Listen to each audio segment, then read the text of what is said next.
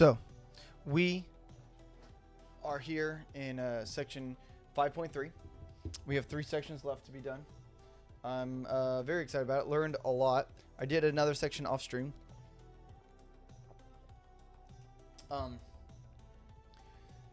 Yeah, can I turn this down? How do I turn this down? Ooh, I can turn this down.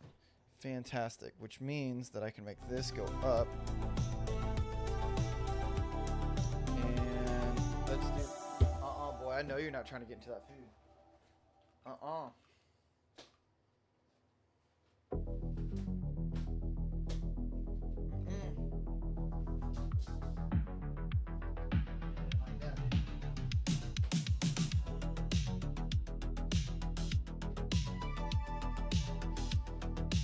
All right.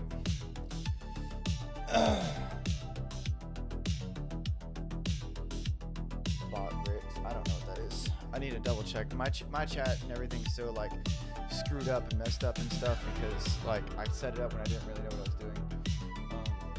Anyway, let's see how loud this is. Wow, it's still really loud.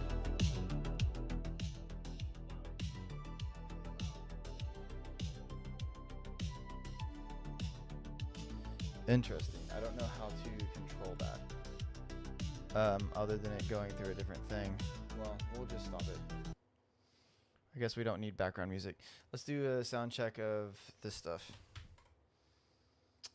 Come on, dude. Do the thing. What might be a symptom of a malicious attack on a DHCP server? Okay, that's actually really loud. Let's turn that down just a little bit. All right, let's go ahead and get started here. What might be a symptom of a malicious attack on a DHCP server? So we are looking at scenarios, troubleshooting, common issues with network services. So frequent IP address changes, decreased number of DHCP requests, increased network speed, address pool exhaustion.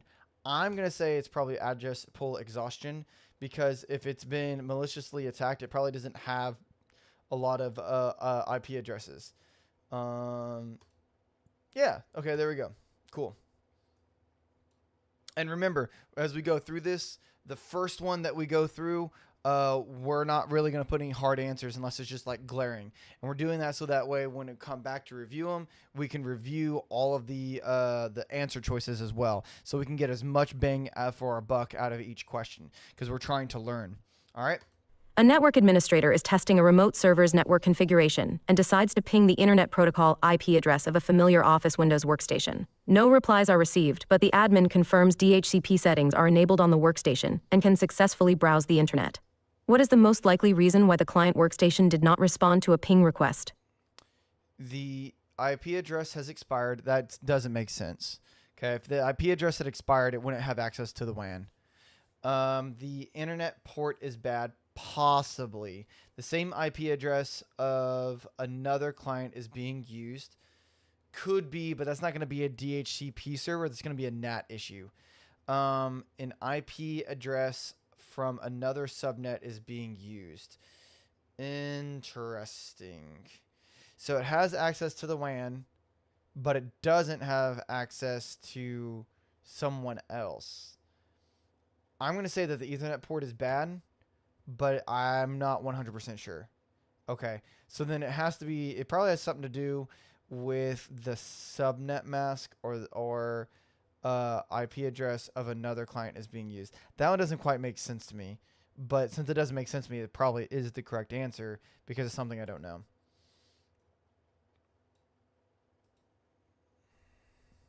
A user installs a financial software package that requires cloud access. For some reason, the application fails to connect to the cloud server. What is the most likely cause of this issue? I just had an idea that I could change this to here, and this could play the music in the background. And then I could just make it really... Oh, no, because it's going to pick it up to the desktop. Dang it.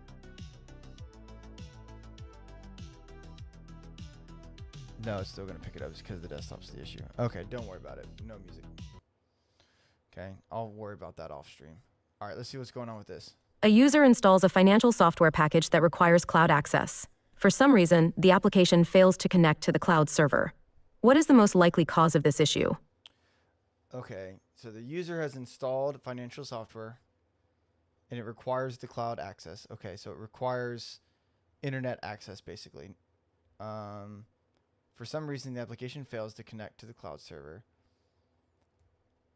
Duplicate IP, no. Unresponsive service, incorrect time, incorrect host-based and firewall settings. Probably incorrect host-based and firewall settings because, well, it doesn't say that it's able to connect to the WAN. For some reason, the application fails to connect. No.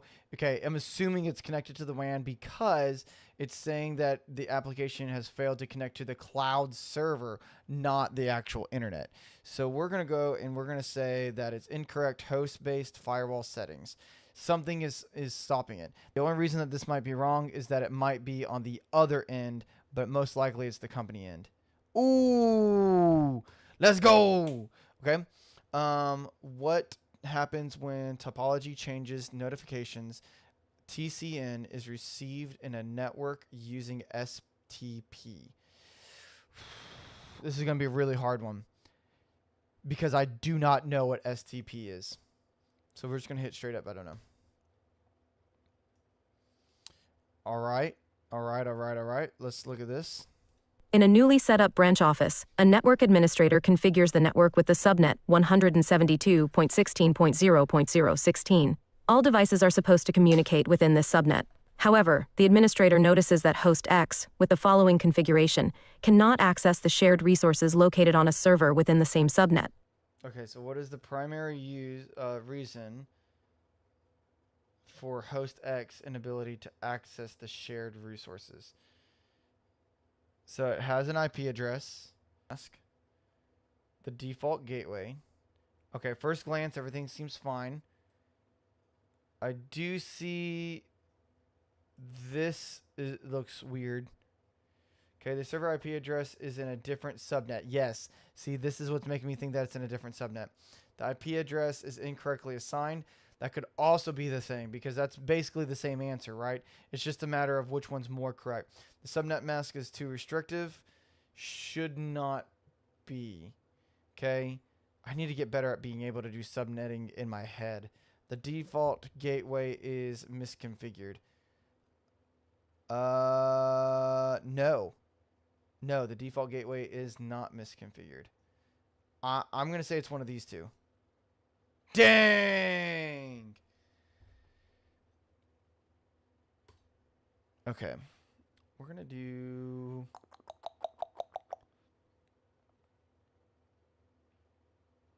We're going to do this real quick. Application audio.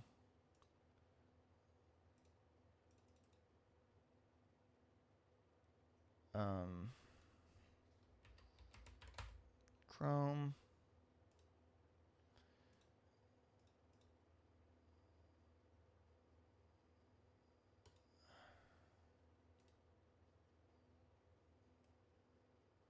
Okay, let's see if this works.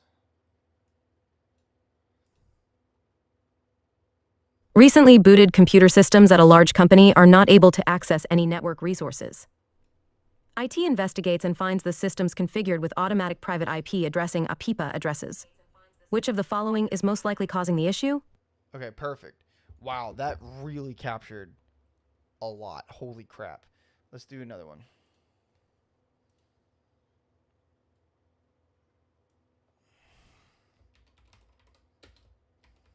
Chrome GPT.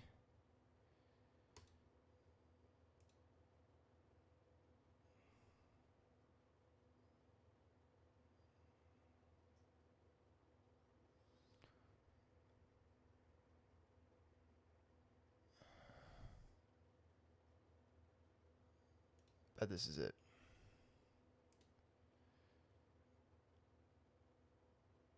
Okay. Little test. Excellent. Oh. It still picked it up on that side. That's weird. Okay. Well, that's what I get for trying, right? All right, let's look at the thing for real. I just wanted music in the background that wasn't like crazy overpowered. I just can't control it, you know? Recently booted computer systems at a large company are not able to access any network resources. IT investigates and finds the systems configured with automatic private IP addressing APIPA addresses. Ooh. Which of the following is most likely causing the issue? We got a peepa. A peepa. Okay, expired IP addresses, most likely. Incorrect network mask, probably not. Exhausted IP scope, that's also possible. Unresponsive services. So it's either... It's one of the two. Recently booted computer systems at a large company are not able to access the network. I'm going to say exhausted DHCP scope because it says that it's a large company, and a large company is going to have a bunch of IP addresses, and I bet you, because it also says that they're recently booted computers, that it put too much of a strain on the scope, meaning the amounts of IP addresses that they have. Ooh, I'm correct. Okay. I can't believe that didn't work. Hold on. I really want to try this again.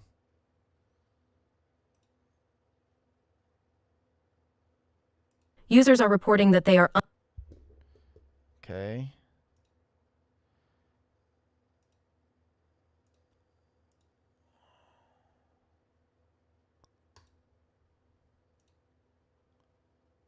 unable to access the No.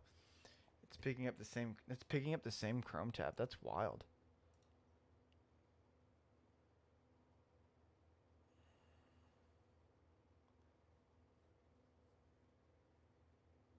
Well, then that shouldn't matter. Okay, what about now? the company's shared drives within the Okay, perfect. And then if I go and turn this on.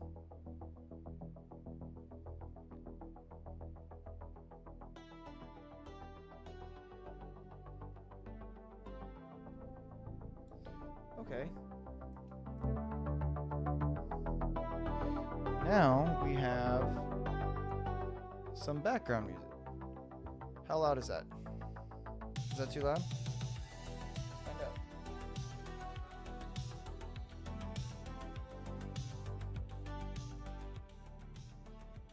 Turn it down just a little bit, and then we'll do another test volume. in the corporate wireless. However, if they are hardwired, they can access the shared drives.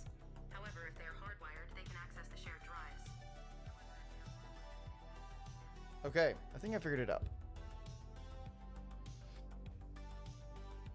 Now we have some music going on. You gotta have the jams. You know what I'm saying? Users are reporting that they are unable to access the company's shared drives within the corporate wireless. However, if they are hardwired, they can access the shared drives. What is the most likely reason that they are having issues accessing the shared drives? So if users are reportedly they're not able to access the shared drives within the corporate wireless. However, if they are hardwired, they can access the shared drives. So that means that something is going on with, I don't know if it'd be attenuation. That is signal degradation. But it could be signal degradation through the Wi-Fi. Probably not DNS issues. I can't imagine how it'd be a DNS issue if they're able to connect to it through the hard line. It sounds more like a signal, like there's something wrong with the Wi-Fi. Now, I don't know what site survey is. I kind of understand what baseline is. Okay.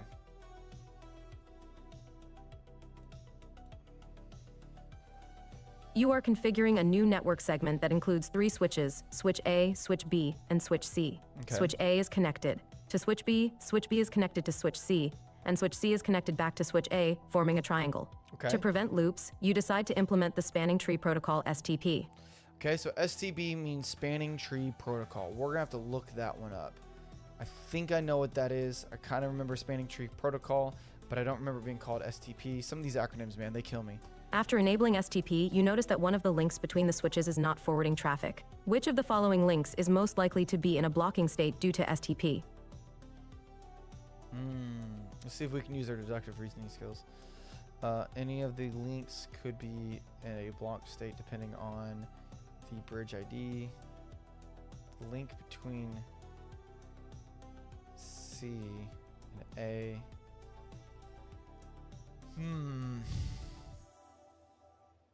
I don't know. Let's learn. Okay, let's look at this one. The answer for this... A network administrator is testing a remote server's network configuration and decides to ping the Internet Protocol IP address of a familiar Office Windows workstation. No replies are received, but the admin confirms DHCP settings are enabled on the workstation and can successfully browse the Internet. What is the most likely reason why the client workstation did not respond to a ping request? An IP address from another subnet is being used. Interesting.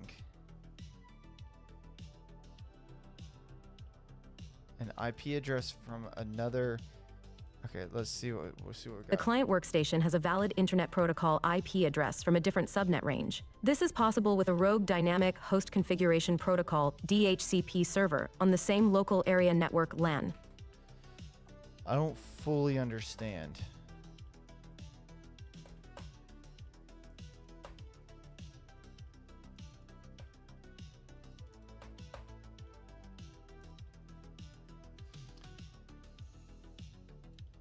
The client workstation has a valid Internet Protocol IP address from a different subnet range. This is possible with a rogue dynamic host configuration protocol DHCP server on the same local area network LAN. Windows client workstations with duplicate IP address will have disabled network services. It will stop network communication and possibly even prevent browsing the Internet. An expired IP address will continue to try and request a new address from a DHCP server. Since the workstation was able to browse the Internet, its IP address lease is still active. A bad network or Ethernet port on the client workstation will most likely prevent any communication going in and out. This is not the case here. Additional learning. Okay, so Previous that makes back to sense. review. Review correct answers next. Okay, that makes sense for why it's not the answer that I said, because it can reach something. Because testing remote server network supposed to ping.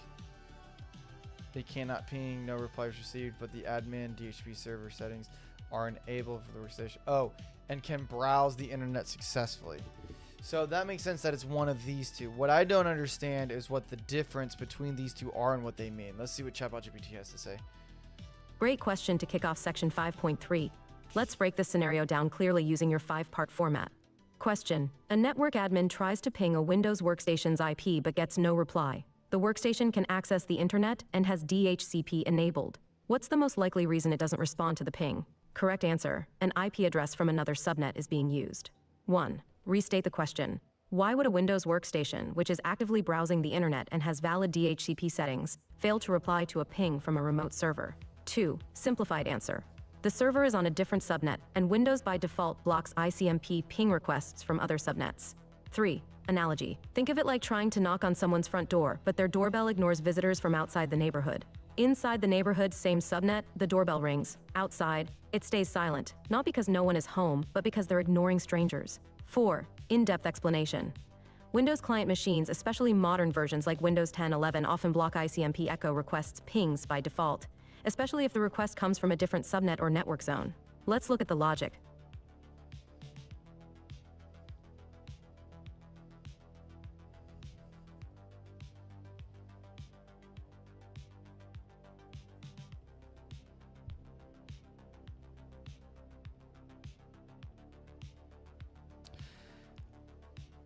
Okay, I'm having a hard time grasping this.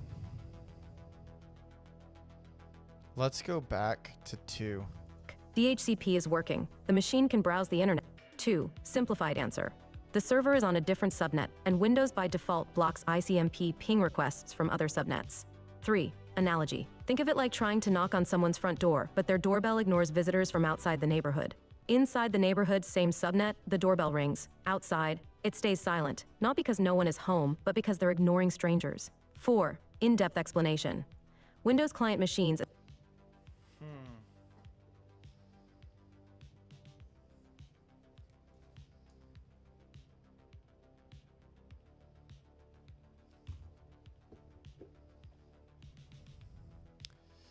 Servers on a different subnet. See, what I'm having a hard time is every time I think I understand what a subnet is, I'm quickly proven that I don't know what a subnet is.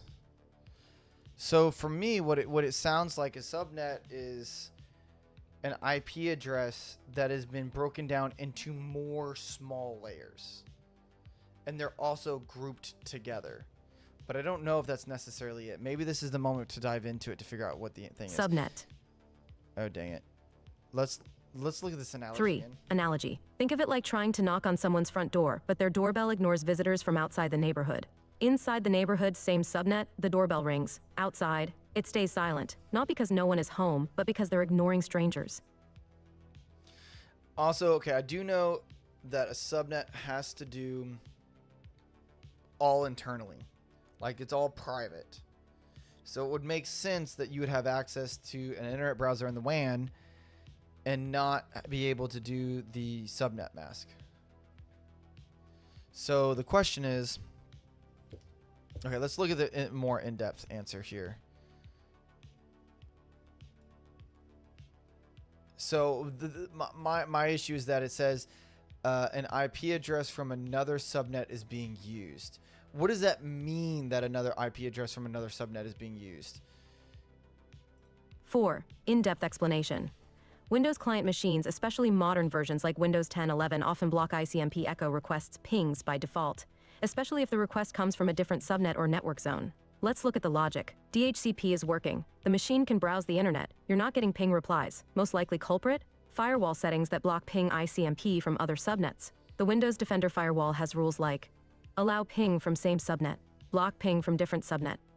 You could still RDP. Now, why would it do that? Why would it block pings from another subnet if it's all within the same intranet? Like the same closed thing. Like why would it do that? Just to like stop traffic? To cool down on traffic? Okay. Let's type that down. I am still having a hard time understanding subnets.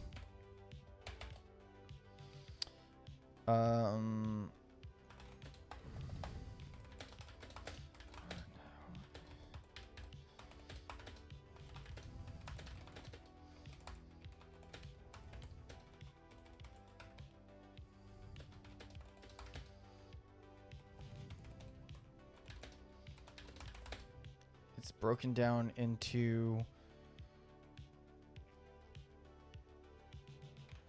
basically more lines, so that way you can use the same IP address for multiple devices, but they are grouped together. I don't think that this is right. Grouped together.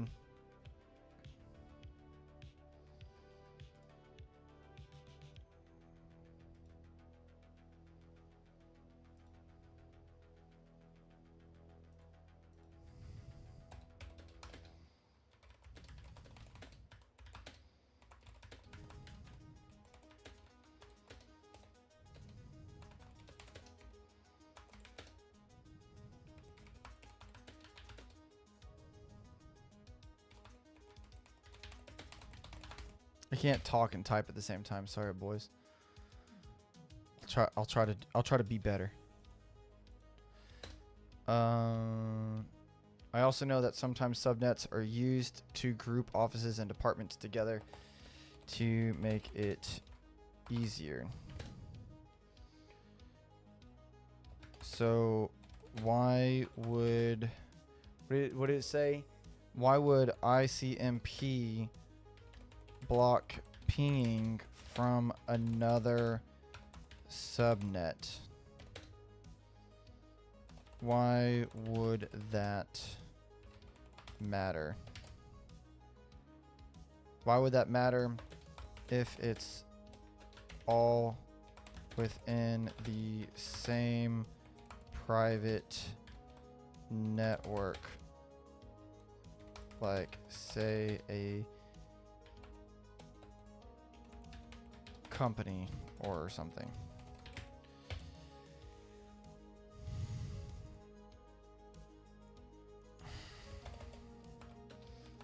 I guess I am not understanding the core of what subnetting is and why we do it. Okay. I'm sure that there's more questions that I have, so let's go back. From other subnets. 3. Analogy. Think of it like trying to knock on someone's front door, but their doorbell ignores visitors from outside the neighborhood. Inside the neighborhood, same subnet, the doorbell rings. Outside, it stays silent, not because no one is home, but because they're ignoring strangers. 4. In-depth explanation. Windows client machines, especially modern versions like Windows 10, 11, often block ICMP echo requests pings by default, especially if the request comes from a different subnet or network zone. Let's look at the logic. DHCP is working. The machine can browse the internet. You're not getting ping replies. Most likely culprit? Firewall settings that block ping ICMP from other subnets. The Windows Defender firewall has rules like allow ping from same subnet, block ping from different subnet. You could still RDP into the machine or browse from it, but ping fails unless the firewall rule is adjusted. Let's eliminate the incorrect answers. IP address expired. If that were true, the device wouldn't be online. Yes. Bad Ethernet port, it wouldn't connect to the internet at all. Good. Duplicate Yeah, these would have the same outcome. Different culprit, same outcome. IP would likely cause connectivity issues or erratic behavior, not just failure to reply to pings. Interesting. 5. Real-world example Yes. or scenario. A help desk admin is trying to troubleshoot a workstation across town, different subnet. They ping the user's IP address and get no reply, but the user can still open websites and email. After some digging, they discover the Windows firewall is blocking pings from non-local IPs. Once they adjust the ICMP echo request rule to allow responses from any network, ping starts working. Let me know when you're ready for the next. So, okay, in this real world example, they're saying that they're trying to ping a user's IP address, a workstation across town. So I'm thinking isolated IT. They're trying to ping this machine to see if they can get it because it can all be done remotely. They find out that the firewall is blocking pings from non-local IPs. So my question is, no, let's just add it on. And another thing.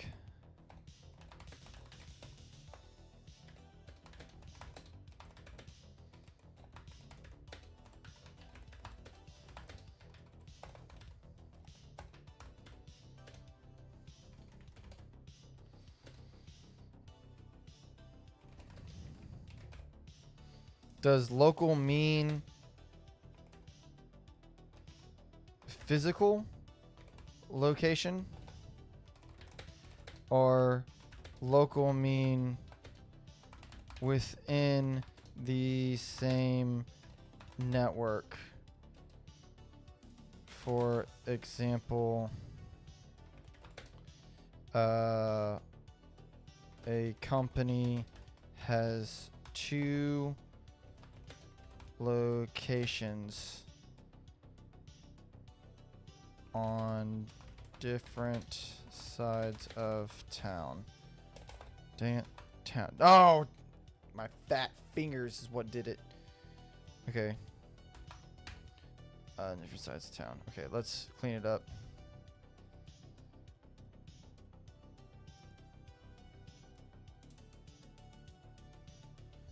It matters, man. It sucks, but it matters.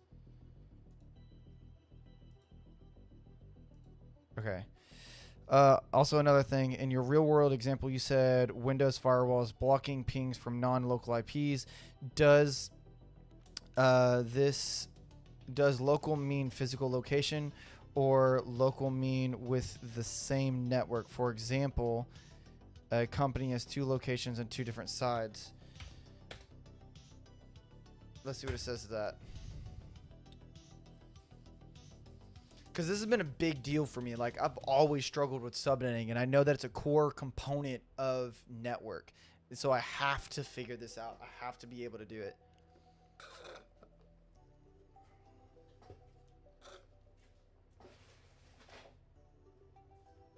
Don't worry, I got another. We're going on number 2, boys.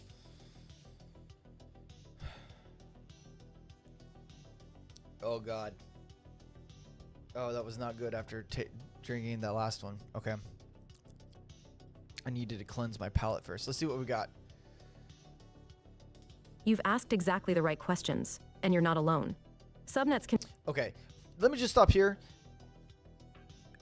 I feel like AI is unreasonably nice. I'm not saying that I don't appreciate it, but it does give me a false sense of accomplishment where I'm like, I'm asking all the right questions, am I? That's because I'm a smart cookie. Like, no, actually, I'm stupid. That's why I'm asking this question. Like, I don't know. Don't reinforce my stupidity by saying I'm asking the correct questions. These are really dumb questions that I don't know the answer to. That's why I'm asking you. But I do appreciate it because it could have patronized me and be like, you stupid idiot, let me tell you. Can be confusing, but once you grasp why we use them and what local really means, it all clicks. Let's go deep using your preferred 5-part format to explain what subnets are, Yes. why we use them, and why ICMP might block traffic from other subnets. Okay. Restated question. What exactly is subnetting? Why is it used if everything is still within the same company or private network? And when Windows Firewall blocks non-local pings, does that mean physical location or something else? Simplified answer. A subnet is a logical grouping of devices within a network. Even if they're physically nearby or on the same internet connection, devices in different subnets are treated as separate neighborhoods in the digital world. Windows Firewall uses local to mean same subnet, not same physical location. Analogy. Imagine... Okay, so if it means the same local to be the same subnet, not physical location, then let's go back to and look at this example here. It says a help desk admin is trying to troubleshoot a workstation across town, different subnet. So it's associating across town with different subnet. But even though that's different, like it could be in the same building, it could be in the same room, and you could have two different subnets. That would be two different locals. They're just trying to insinuate, or they're trying to make it seem like, or not make it seem like, they're trying to solidify that a subnet is different by associating it with across town. Okay, they ping the user's IP address and get no reply, but they still can access the website and email. Okay, got it. Okay, after some digging, they discover the Windows firewall is blocking pings from non-local IPs. So meaning that's blocking pings that are outside of the subnet. I understand that better now. My question still stands. Why? Why would I want this? Why would I do this? Okay, where are we at? In an apartment building with different mailboxes for each floor. Everyone shares the same building address, like a private network, but each floor has a different key and access rules like subnets. If someone from floor 1 wants to slip a note under your door on floor 2, the building rules might block that unless it's approved. In networking, floor equal to subnet, note equal to ICMP ping, building equal to entire private network. Okay. Everyone shares the same building address, each floor a different key and access rules. So within this analogy, if I wanted to send something to my neighbor who's on the same floor, no big deal. But if I wanted to send something to my neighbor who is upstairs, it's got to go through something, and it might get denied or it might get blocked. Whether it might not be approved, but it might be blocked by approved by me, might not be accepted by the person above. Okay, so the floor is a subnet. The ICB, which is the ping, is the node, the message I'm trying to give, and the building is the entire private network. So that's the entire apartment. Okay, Windows Firewall equals the security desk that checks who is allowed to send you notes. Okay, so it's not necessarily who you are allowed to send notes to. It's who you are allowing to accept notes from. Okay, let's keep going. Windows Firewall equal to security desk that checks who's allowed to send you notes. So even if the computers are in the same building, the subnet rules matter more than the physical location. In-depth explanation. What is a subnet? A subnet, short for subnetwork, is a way to organize devices into manageable groups, control traffic more efficiently, reduce broadcast traffic, and improve security and performance. Every IP address has a network portion and a host portion. The subnet mask, like 255.255.255.0, tells devices which part is which. Example: IP 192.168.1.15, subnet mask 255.200, and 55.255.0, only devices with 192.168.1.x are considered local. If another device has 192.168.2.10, it's in a different subnet. Even if both are on the same physical network. Okay, it's in a different subnet. And this right here has to do with how subnetting is created. Like, how do I create this subnet? And it has to do with 32 or 64 bits and these last two numbers or this last number. And that's how it turns into what it is. It's this really strange pattern that doesn't quite work the way you think it works, but the way it works makes total sense. I just don't quite remember how that is. Maybe I'll ask in a second. How do you make a subnet? I'll use this as my example. How do I subnet this this IP address? Okay, let's keep going. The computer says, "This guy isn't on my floor. I need to go through a router or firewall to talk to him. Why does ICMP get blocked by?" So basically, I guess it's another way of security as well, because if I'm on one subnet, I can freely communicate with everyone on that subnet and know that everything that's on that subnet is perfectly safe. And if I want to talk to somebody else outside of that subnet, I'm now going outside the house. I'm now going somewhere else. So I'm exposed to all of the everything. I'm exposed to everything. People could, I guess, could intercept the message maybe, and maybe the new subnet, maybe I could be redirected or something. I don't know. Let's keep going. By default, ICMP ping is often used in scanning attacks. Windows Firewall's default security rules say, "Let's only respond to pings from devices on the same subnet, unless the admin allows otherwise." This reduces risk. Yes. A machine won't respond to unknown outsiders just because they're on the same company network. Even inside a company, subnets are used to. Separate departments, HR, finance, engineering. Control traffic between buildings or locations. Prevent one compromised system from pinging everything else. Okay, that last one makes sense. Preventing one compromised system. This is also a means to stop or mitigate compromised things. So if someone in HR's gets phished and their system is compromised, chances are only HR is going to get compromised. Now, they might have links to other things that might compromise people who are in finance or engineering, but those are going to compromise individual people, not the entire department, which is going to help isolate and be able to narrow down the issues. That makes total sense. Okay. Also controls traffic between buildings and locations. Okay. I wonder if this would go along with probably, I don't know. If I'm in HR and I send an email to finance, but we're having subnetting issues, am I still going to be able to send that email or not? My initial thought is no, because I'm having subnetting issues. I'm not going to be able to do it. My second thought is yes, because it's email and it's using the WAN. It's using a different tunnel. I could be wrong. Let's keep going. Real world example.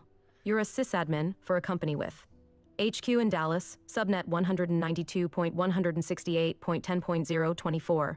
Branch office in Austin, subnet 192.168.20.024. Both locations use VPN to connect over the internet. Okay. You try to ping a Windows PC in Austin from your office in Dallas. Ping fails, even though you know the IP and the device is online. Why? Because the Austin PC sees the ping as coming from outside its local subnet, and the Windows firewall silently blocks it, even though you're both inside the company. If you allow ICMP for any IP in Windows Defender Firewall, the ping works fine. Summary key points. Subnet equal to logical separation, not physical. Subnets allow better control, security, and performance. Summary key points. Subnet equal to logical separation, not physical. Subnets allow better control, security, and performance. Local means same subnet, not same room or building. ICMP is blocked by default across subnets to reduce risk. Windows Firewall isn't being rude, it's just playing it safe. Would you like a visual diagram of subnet separation, or are you ready for the next question in section 5.3? Yeah, yes. Yes, make me a visual diagram. Let's see what it makes. I bet it makes it out of code.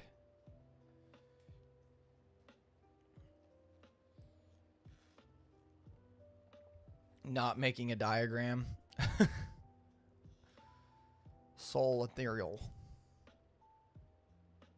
Oh, internal. I thought it said ethereal. What? It did not make it. How did you know it wasn't going to do that?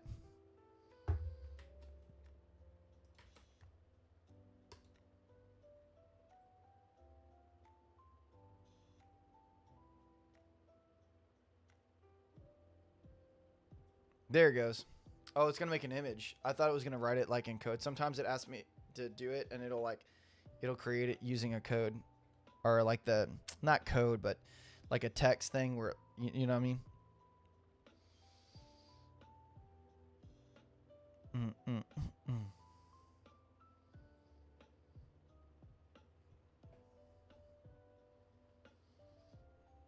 Let's see what it makes. Very interested. Also, while we wait for it, so my follow-up question.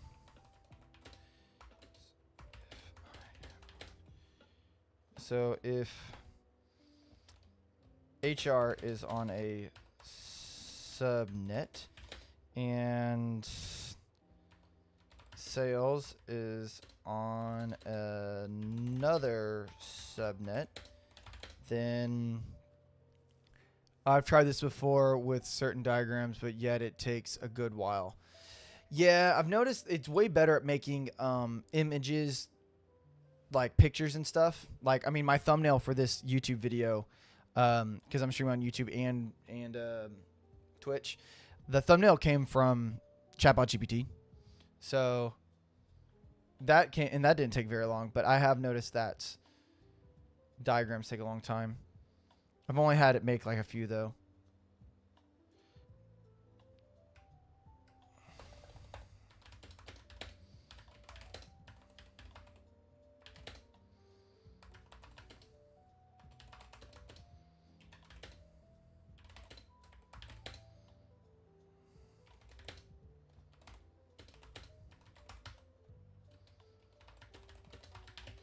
Does that mean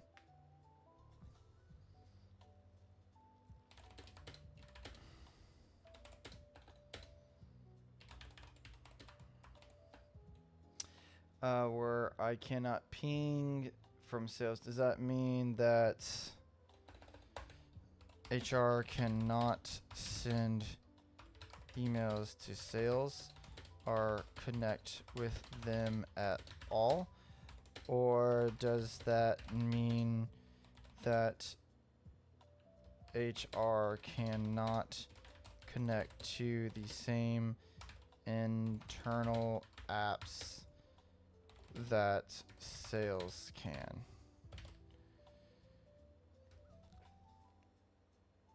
Oh, also, oh wow, you cannot see the chat to save its life. Let's I don't know where to put this thing. I guess I can put it like right there. Yeah. Anyway. Oh look, it made the diagram. Sweet. So subnet is 192.168.10.24.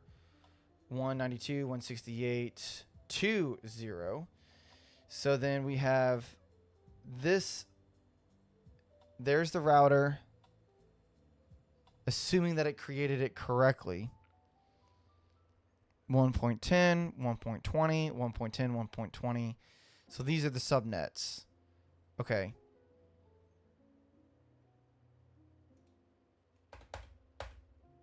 Let's have a follow-up question here. Interesting. I mean, that makes sense to me. Still doesn't answer the question of like how to do subnets. I know I've asked a bajillion times. I know I've gone through it a bajillion times, but I still having a hard time understanding it. It's like kind of like how I kind of forgot how they create IP addresses. Like I remember the math, I remember doing it, but I have a hard time. I need to go back to Sonny's classroom. Sonny's a YouTuber that I watch often. All right, let's see what it says. Excellent follow-up. Let's clarify this fully using your preferred 5-part breakdown so there's no confusion. Restated question. If HR and sales are on different subnets and there are subnetting issues like not being able to ping from HR to sales, does that mean HR can't send emails to sales, access internal apps used by sales, or is it something else entirely? Simplified answer, no. Subnetting issues don't block emails or apps by default. They only block communication if routing between subnets is misconfigured. You can still send emails and access shared services if the network is properly set up, even across subnets. Analogy. Think of HR and sales as two separate departments in a large building, each on its own floor. Subnet emails are like inter-office mail. They go through a mailroom email server that connects both floors. Internal apps are like a shared cafeteria. As long as the elevator router works, everyone can access it. Ping ICMP is like knocking directly on a door. If the security policy says don't answer knocks from other floors, the knock goes ignored. So if the elevator router or firewall is misconfigured, HR can't visit. Okay, I think the knowledge that I'm missing is I guess I don't fully understand the power of what a ping means. I know that if I have one machine here and another machine here, and I want to make sure that they can talk to each other, I can have machine A ping machine B. And it'll be like, yeah, we are connected. We can talk to each other. And I know on the surface level that means like a lot, and that's really, really powerful. But on this on a more in-depth level, it's like, what exactly does that mean? Like, what, now that I know that these two machines can talk to each other, what does that mean? What can I do with that? If I could already still send emails, if both machines already had contact or access to internal application and things like that, then what was the purpose of a ping? Why did I need to do that? Is it maybe bad actors coming in and trying to ping? And okay, so then why would a bad actor want to try to ping my machine? You know, what does that mean? Does that mean that they can get in? Maybe. Emails are like inter-office mail. They go through a mailroom email server that connects both floors.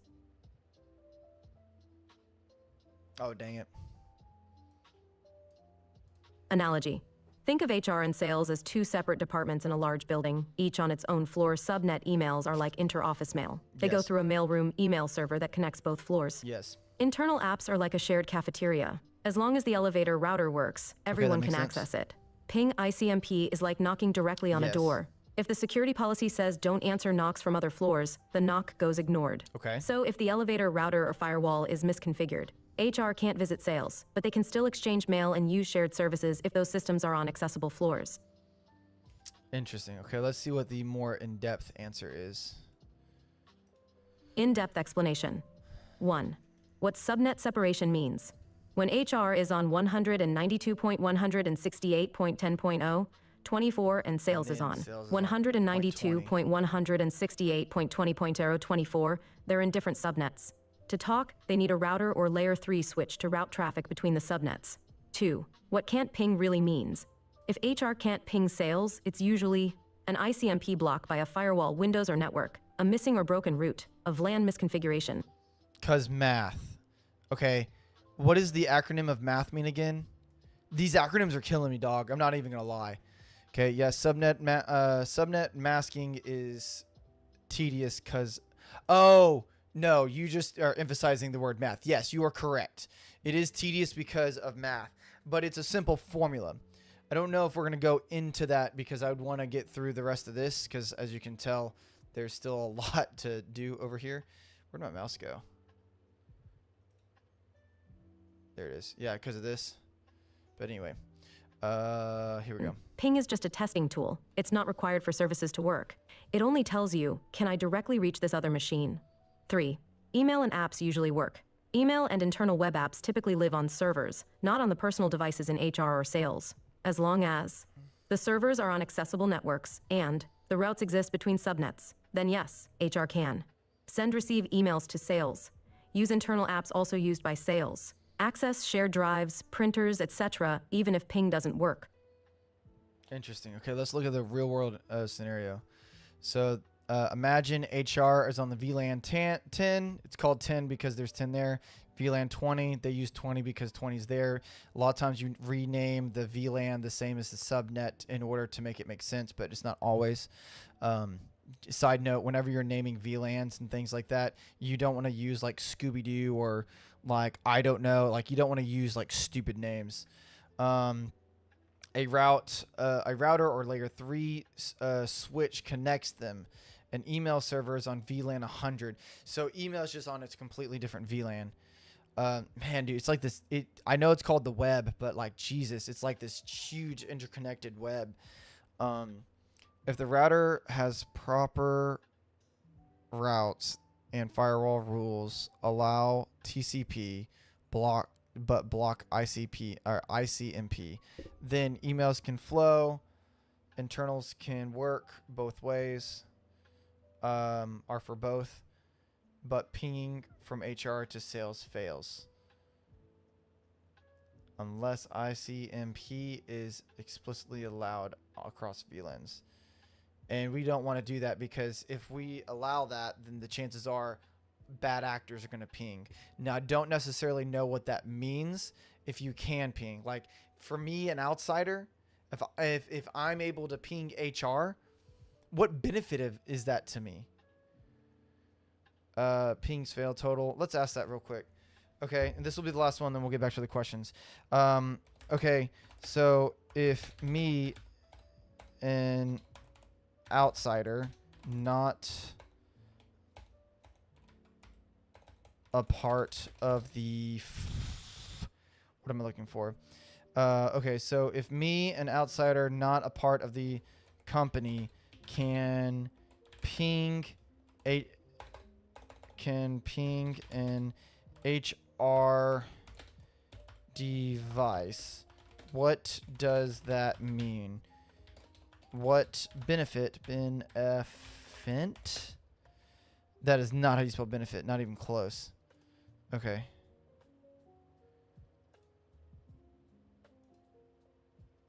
What benefit is that to me? What can I do with that? I swear to God, if it comes up with some type of like ethical bullcrap or something, I'll be upset.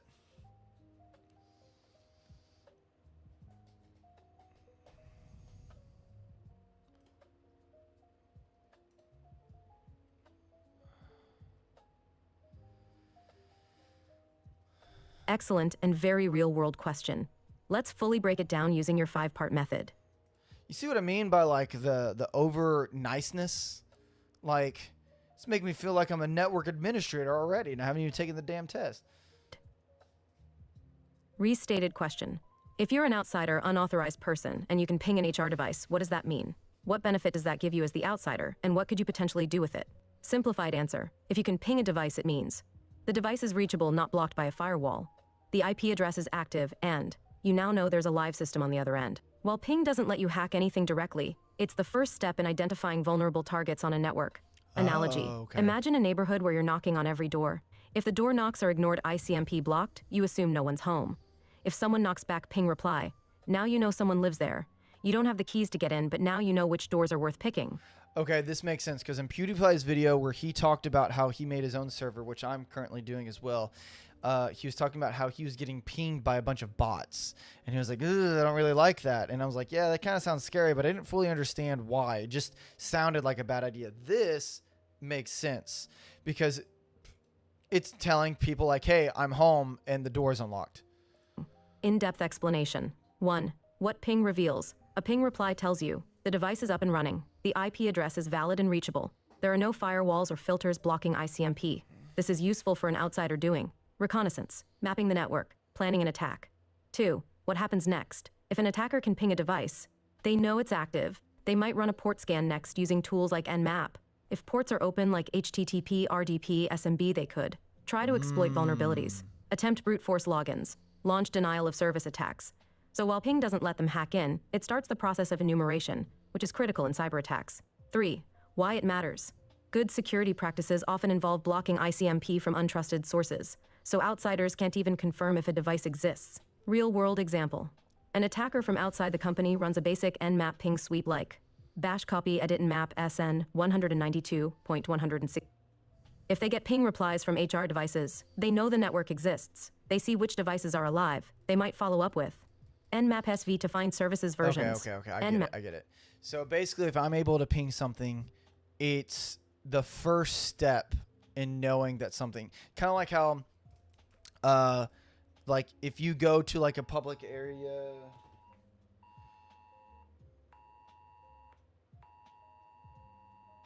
We got an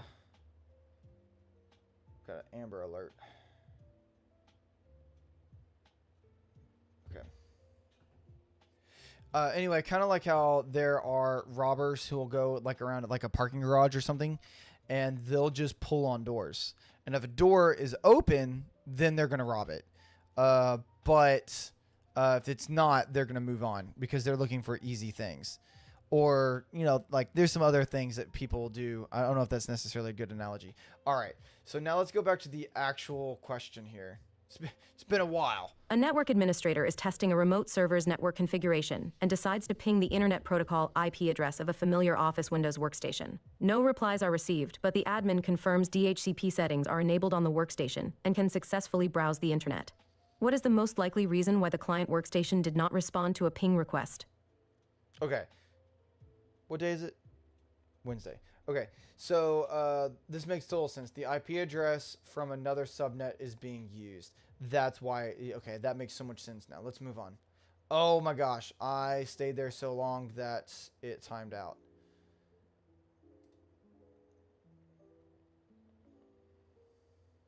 Well, now you guys are all going to see my stats.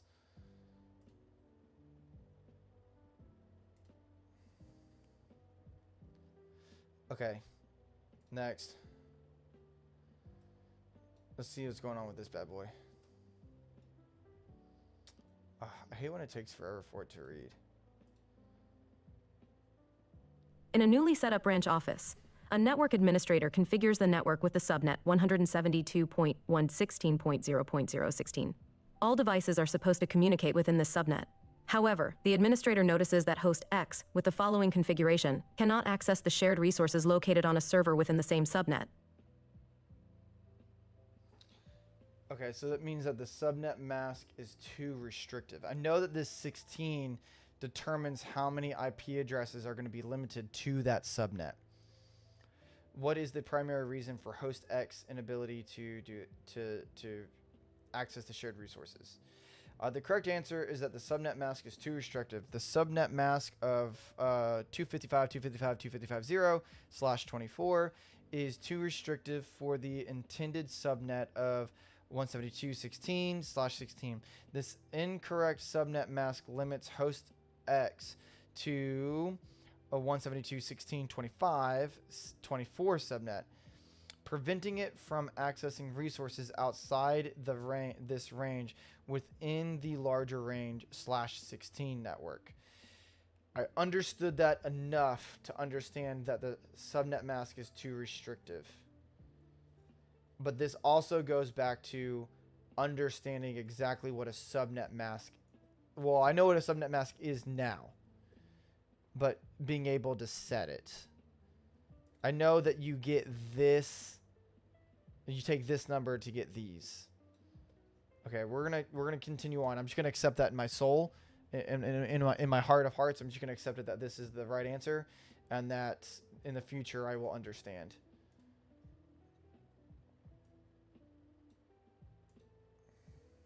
Users are reporting that they are unable to access the company's shared drives within the corporate wireless. However, if they are hardwired, they can access the shared drives. What is the most likely reason that they are having issues accessing the shared drives? Okay. Now, I thought it might have been attenuation, even though I knew that was probably not right. The only reason I did that was because it said corporate wireless, and attenuation is degradation of a signal. So it made me think like maybe that's why, but that means that they wouldn't be able to access anything, not just this one particular shared drive. So DNS issue, let's see what it has to say about DNS issue. This is another core concept that I struggle with. Issues with DNS may prevent the access of company shared drives, which are typically accessible through fully qualified domain names. Because domain names are more than just URLs. Domain names can be like through a company.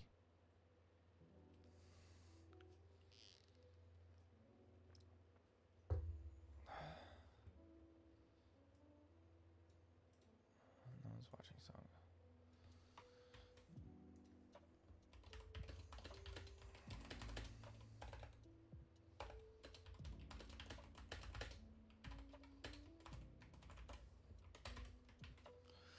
Okay, let's get rid of this. Boom, that's gone. Done. Done. Done.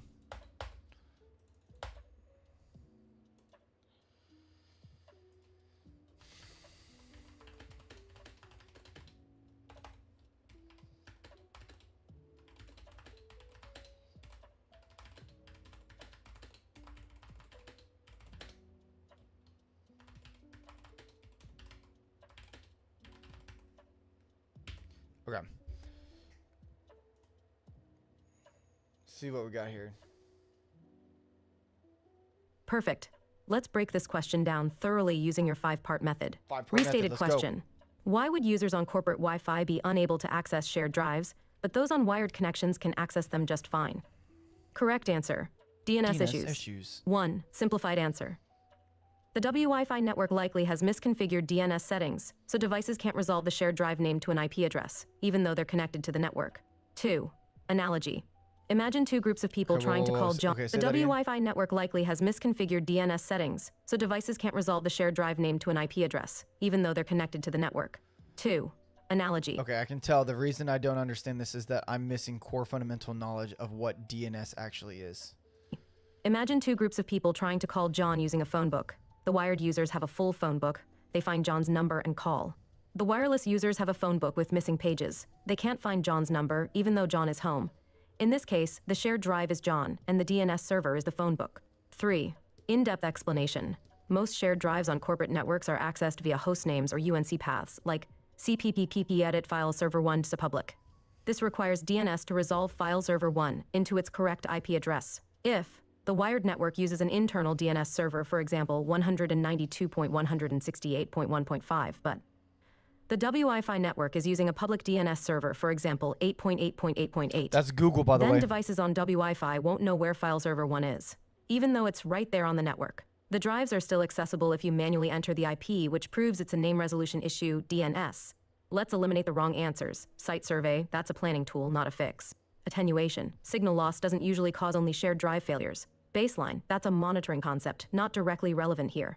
4. Real-world example or scenario. Let's say your company's file server. Site survey, that is a planning tool, not fix. Signal loss doesn't usually cause only shared drive failures. I already said that.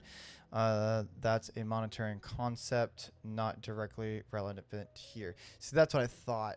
Is hostname, corp file 01. IP. Okay, and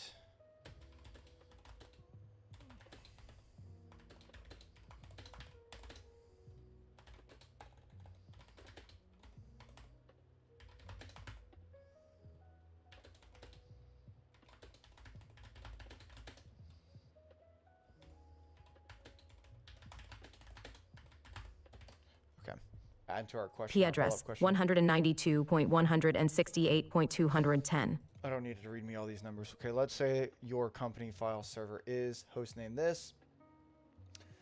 We got 0.20.10, 0.20.1. That's our default gateway, right? Your wired users are IP 0.20.x. DNS is 0.20.1. If your Wi-Fi users get 0.50.x, DNS is 88888. So when a Wi-Fi user tries corporate, the DNS server says, I don't know who that is.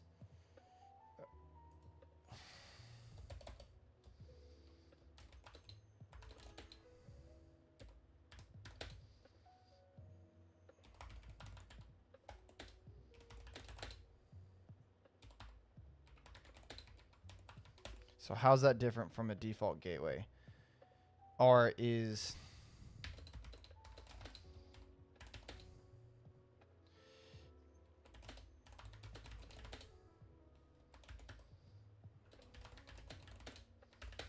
So is the DNS the head of all IPs, meaning that all default gateways are trying to lead back to the DNS? I've got a lot of questions here. Some of them I don't think make sense, but that's okay. I want the answers. Okay. So from a Wi-Fi user tries to use this, Mm. I don't fully understand. Send a follow-up.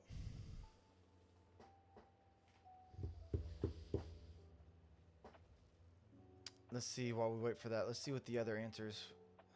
A performance baseline establishes the resource utilization metrics at a point in time, such as when the system was first installed. This provides a comparison to measure system responsiveness later. A site survey is performed first by examining the blueprints or floor plan of the premises to understand the layout and identify features that might produce radio frequency interference (RFI). Attenuation is the loss of signal strength that occurs as the signal travels through the media. We learned that last time. Fantastic question. Fantastic question. You're now welcome. digging into the core mechanics of how networks find things, which is crucial for Network Plus.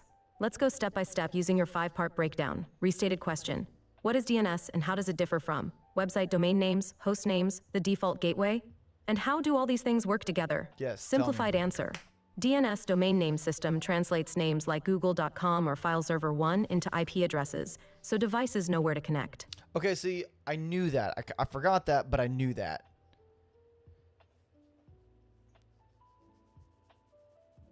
So DNS literally just translates names.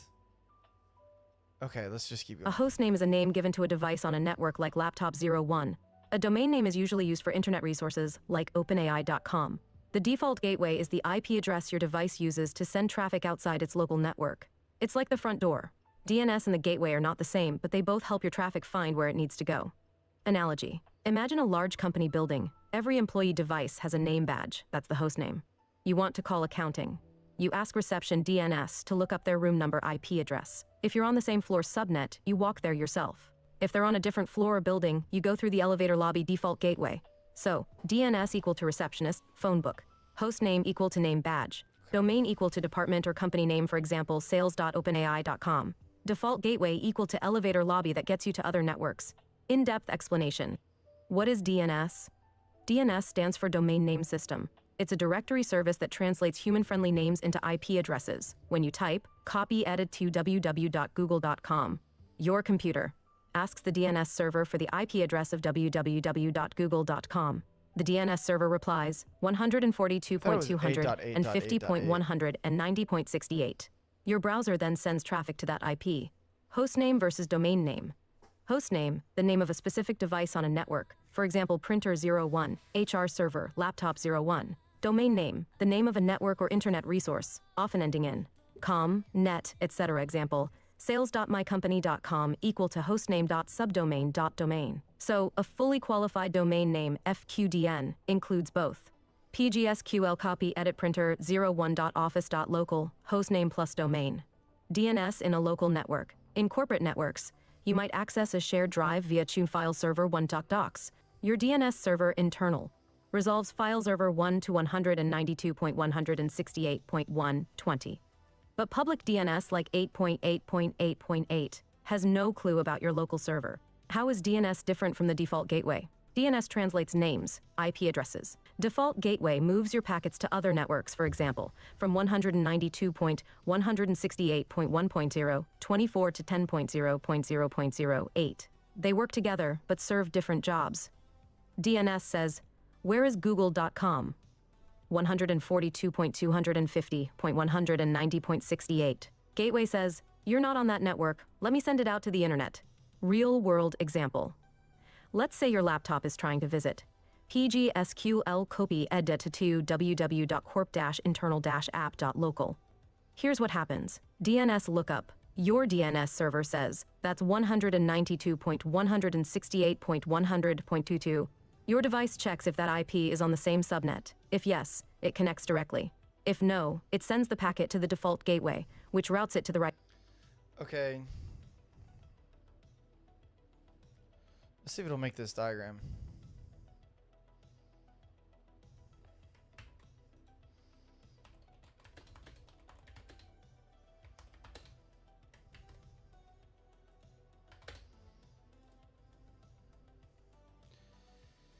I also have questions because, like, I know that, like, my laptop still has the DNS Like when you go into its network settings, it still has its DNS of my old school that I used to work for. Like it thinks that it's its DNS.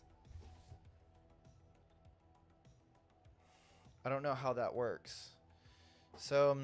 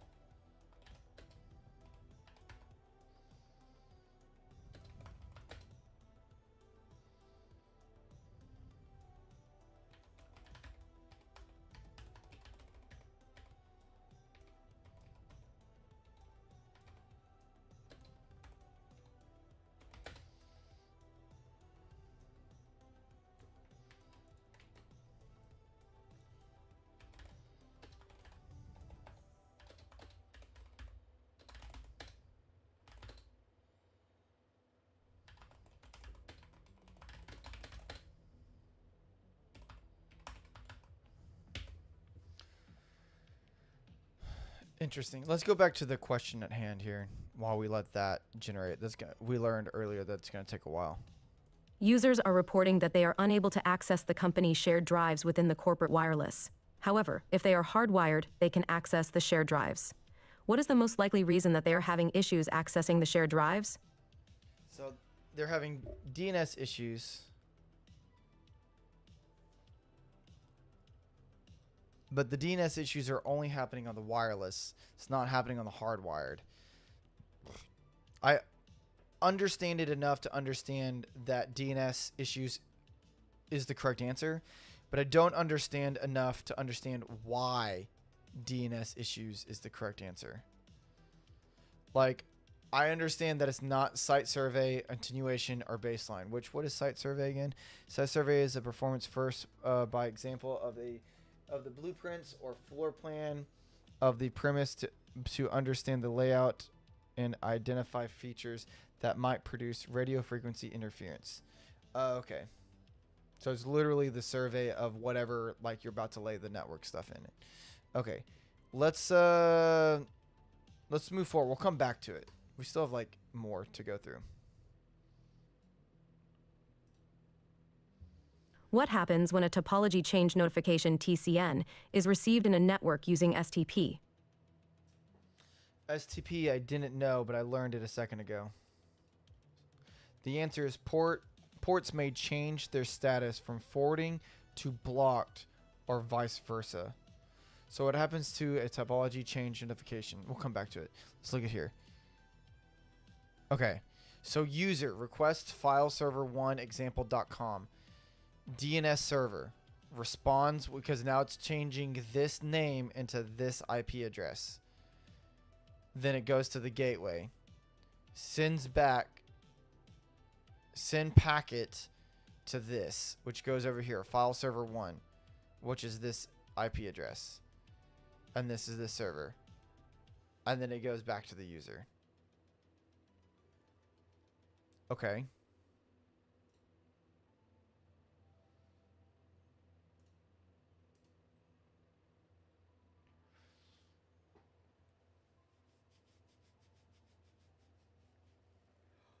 Oh, does a school or private or company need its own DNS server to translate all of its domain names to IP addresses because it's dealing with a whole bunch of private IP addresses? Because everything has an IP address? I think that's the answer. Great question. Let's break this down using your preferred my fan. 5-part format so you can truly understand how. DNS works inside a large organization, like a company or school, that uses names like normalhighschool.local or normalhighschool.com. 1. Restated question. How does DNS work in a large company or school that uses a custom domain like normalhighschool.local or normalhighschool.com, and why does this show up in network settings? 2. Simplified answer. I love it's like right here it says my stupid answer or my stupid question, and then it restates it and makes it a good question, And then now it's going to give me an answer. Okay. Large organizations run their own DNS servers to manage internal names for devices and services. Yes. These names, like normalhighschool.local, are not resolved by public DNS, but by the organization's internal Okay, DNS. so it's my conclusion 3. I just came up with. Analogy. Think of DNS like a company phone book. The public phone book, Google's DNS, etc., lists well-known numbers like www.microsoft.com. But inside the company, they keep a private internal phone book with extensions for employees and internal departments. So when a device in the school tries to find fileserver.normalhighschool.local, it uses the school's DNS server, not the public internet. So then I could name my printer, my closet, and have my DNS, if I had a DNS server, and have my DNS server, like, it all be connected to that. And that's why it's all has normal, like, it would be like ParaDiddlePete's.local, and then it would be printer.ParaDiddlePete.local. And then that would have its IP address. Okay, it's starting to make sense. 4.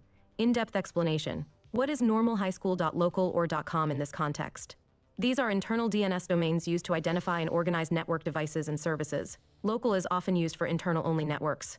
.com, even when used internally, for example, corp.normalhighschool.com, is mapped inside the organization, not necessarily on the internet. For example, laptop23.normalhighschool.local, studentportal.normalhighschool.com, printer1.office.normalhighschool.local. These names are automatically assigned or configured by DHCP or network policies when a device joins the school network. Why do these show up in network settings? When your computer joins a school network, so it also falls back down on the core principles, like fundamental knowledge of the difference between the intranet, internet, and extranet. These are all different things, but they're like a Russian little Russian doll where you open it up and there's like more like smaller ones inside of it. It's basically like that.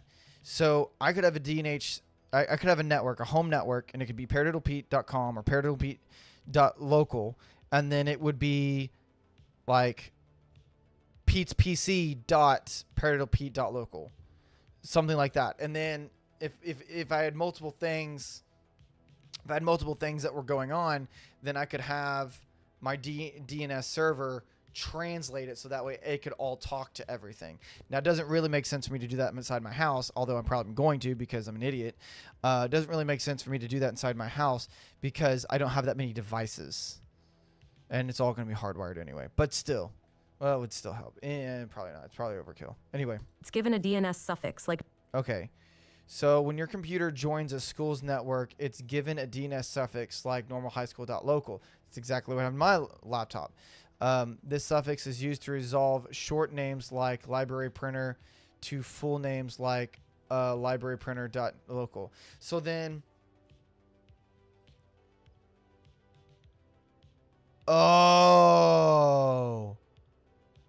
I had a hard time connecting to the Wi-Fi when I first got to my first school. I had to give it to the IT guys. They set it up and they turned it into one of their devices. Well, kind of. They set it up and they gave it a suffix, so that way the DNS server would be able to process it. Interesting. Okay. A local DNS server like Windows Server with DNS roles, possible activity. Okay. Real world example. You're a student using a school issued laptop on the Wi-Fi network. You type /gradebook. Here's what happens. Your computer,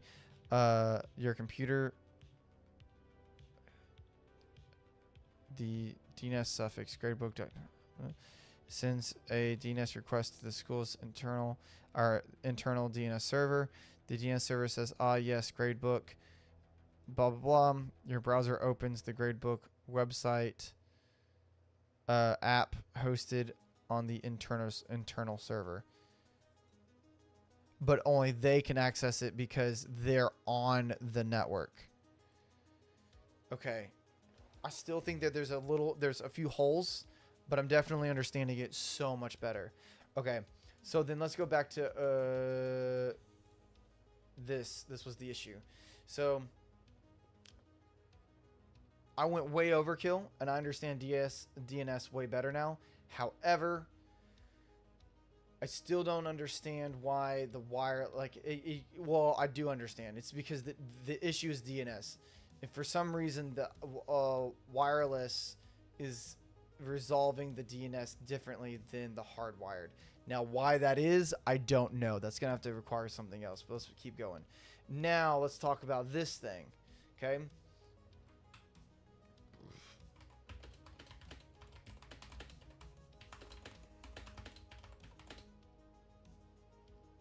Oh my gosh, dude, I cannot. That Q, whenever I'm trying to type Q, like my left hand like spazzes.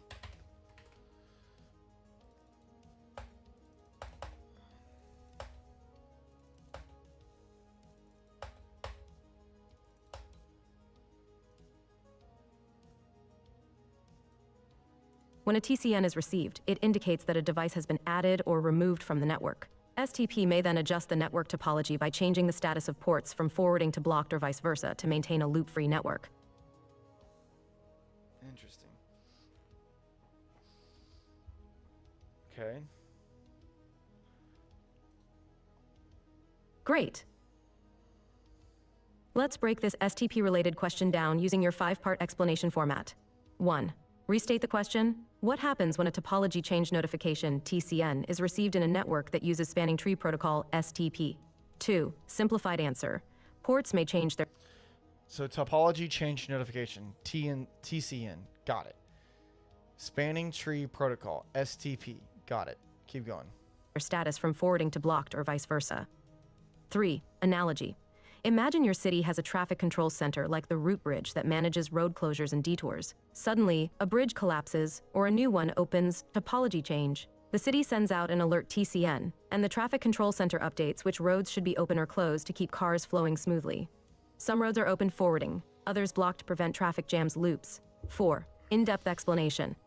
STP, spanning tree protocol, is used to prevent loops in Ethernet networks by ensuring there's only one active path between any two network devices. It does this by placing some switch ports into a forwarding state and others into a blocking state. A topology change notification, TCN, is triggered when a link fails or comes back online, a switch or port goes up-down, a device is added or... Okay, so STP, spanning tree protocol, that's essentially like a traffic, like a traffic guard, or, you know, like someone, he's basically just like, hey, you stop, let these go. Hey, you stop, let these go. Like, he's stopping those things. Now, the only difference is that he's straight up stopping those cars completely and telling them to turn around, or to just, they'll be there and then they die because of time, end of life. or removed. Once a TCN is received, it's sent. A topology change notification, TCN, is triggered when a link fails or comes back online, a switch or port goes up-down, a device is added or removed. Okay. Once a TCN is received, it's sent upstream toward the root bridge. The root bridge then informs all switches to age out their MAC address tables faster. Ports may recalculate their STP roles root, designated, or blocked. Some ports may change states. A blocked port might start forwarding or vice versa. This helps the network quickly adjust to the new topology without creating loops or black holes. 5. Real-world example. You have 3 switches, SW1 root bridge, SW2, SW3. A cable between SW2 and SW3 goes down. That's a topology change. SW2 detects it and sends a TCN upstream to SW1. SW1 then alerts the rest of the network. Something changed. Reset your MAC tables sooner and prepare to recalculate STP roles. The result? Wow. Some ports might switch to forwarding to keep connectivity. Others might block to prevent loops. So the network adjusts and restores a stable tree topology. Let me know if you'd like a diagram of STP and TCN behavior. Wow. Or if you're ready for the next question. That's so crazy. That's so much that goes on. That literally like blows my mind that all of this just happens. Just happens. And you have no idea. You have no idea. Now, granted, most people don't have a switch, or let alone 3. I mean, I only have one. It's a little 8-port switch. It's about to get upgraded so that way I can get rid of Wi-Fi. However, like, I'm not the norm. That's crazy. So what happens when so this is a very basic question. Scenario troubleshooting, common issues with network service. What happens when a TCN, a topology change notification, which is like something like this, like what I just talked about, is received in a network using STP. Ports may change their status from forwarding to blocked or vice versa, and they do this to stop looping. So all ports are set to blocking? No. The root bridge is re-elected? No. I think that only happens if the root bridge goes down. If the root bridge goes down, then I think it gets re-elected. Okay. The network topology remains unchanged. It cannot remain unchanged. Otherwise, it's going to get bogged down and there's going to be loops that happen. It's not going to be good. Let's see here. Root change re-elected. Let's see where we can find notification. Loop free. Okay, thus topology is changed in response to such notification. The topology change notification does not trigger. Here it is. Let's look at this. Topology change notification does not trigger a re-election of the root bridge. The root bridge election is a separate process that occurs based on bridge IDs, not on topology changes. Okay, well, that didn't. Learning 5.3 given us. That did not reaffirm my assumption of when this happens, but it does affirm that this is the correct answer and my understanding of it. Let's move on to the next one. This is another one that I straight up didn't know, but that was also before I understood what spanning tree protocol is. You are configuring a new network segment that includes 3 switches, switch A, switch B, and switch C. Switch A is connected to switch B is connected to switch C, and switch C is connected back to switch A, forming a triangle. To prevent loops, you decide to implement the spanning tree protocol STP. Okay. After enabling STP, you notice that one of the links between the switches is not forwarding traffic. Which of the following links is most likely to be in a blocking state due to STP? Okay, so after establishing STP, you noticed that the links between the switches are not forwarding traffic. Which of the following is most likely to be in a blocked state to STP? I don't know. Any of the links could be in a blocked state depending on the bridge ID. Okay, well that explains why I wasn't, because in my brain I was trying not to look at it. I was trying to like figure it out on my own. And I was like, okay, well which switch would it be, A, B, or C? But they're all connected together through one line. It's not like a tree where our web where A is connected to B and C, C is connected to B and A, and then B is connected to A and B, where they're all connected to each other. Since they're connected in basically a circle, triangle, and after this protocol is turned on, any of them could be in a blocked or forwarding state, because there is no there's no leader, there's no hierarchy yet. Okay, let's see if that's correct. Let's see what we got here. Any of the links could be in a blocking state depending on the bridge IDs is the correct answer. In SDP, the decision to place a port in a blocking state depends on the bridge IDs and the path costs to the root bridge. Since the bridge ID is a combination of a priority value and the MAC address, and without specific information about these values or the path costs, any of the links could potentially be in a blocking state. The specific link that ends up being blocked is determined by the STP algorithm based on the bridge ID and path cost calculations to ensure a loop-free topology. Okay. And it says, without information about the bridge IDs and the path cost, it's not possible to identify, say, which specific link would be in a blocked state. STP calculates could result in any link being blocked to prevent loops. Okay. Makes sense.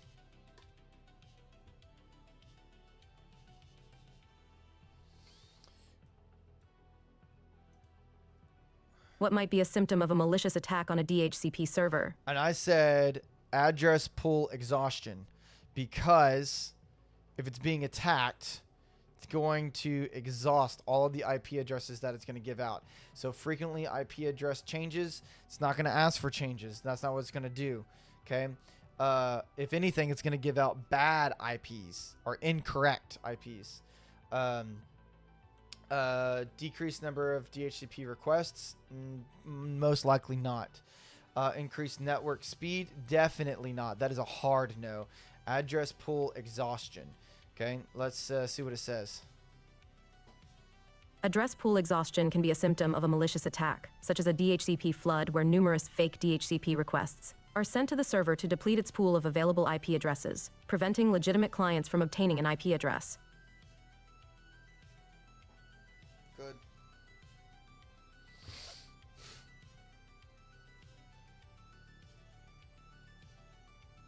Are more likely due to a shortage lease time. Okay, that makes sense because when you're changing anything with the DHCP server or something like that, you always cut the lease time down to as quick as possible to prevent duplicate IPs from being assigned. A decrease in number of DHCP requests would not indicate an attack. The attack would likely increase the number of requests. Yes. Because it wants to exhaust the pool. Because if it exhausts the pool, then that means it's going to cut devices out.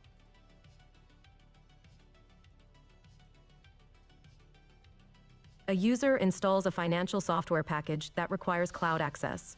For some reason, the application fails to connect to the cloud server. What is the most likely cause of this issue? Incorrect host-based firewall settings.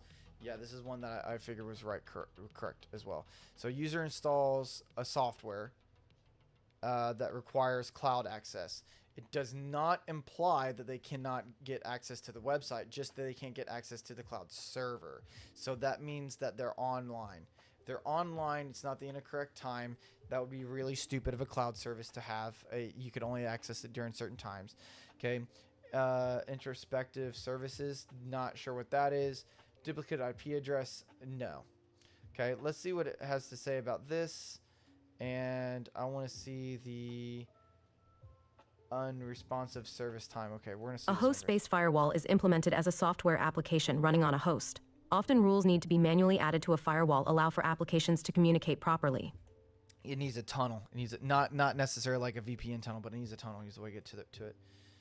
An unresponsive service on a system can be caused by many factors. These services may include important network functions, such as Dynamic Host Configuration Protocol, DHCP.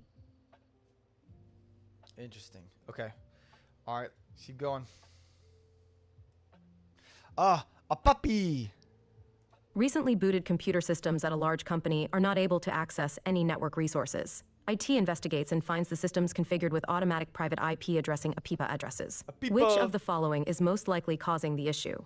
Exhaust the DHCP scope. Because the way a DHCP scope works, it is the scope of how many IP addresses are going to be assigned to this thing. Which I now believe that it's how many of these IP addresses are going to be assigned to this subnet, this group. Okay, and that's how you can kind of determine how many IP addresses are there.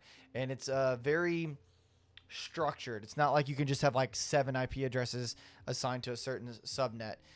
It's like you're going to have, I think it's like 8, 16, 64, like it's in groupings like that, if I remember correctly.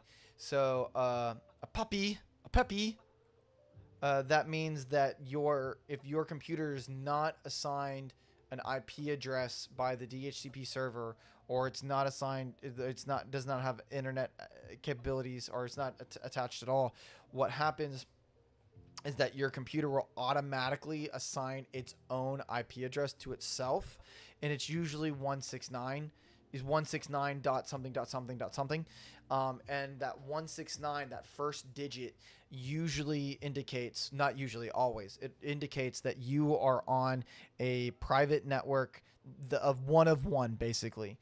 You cannot connect to literally anybody.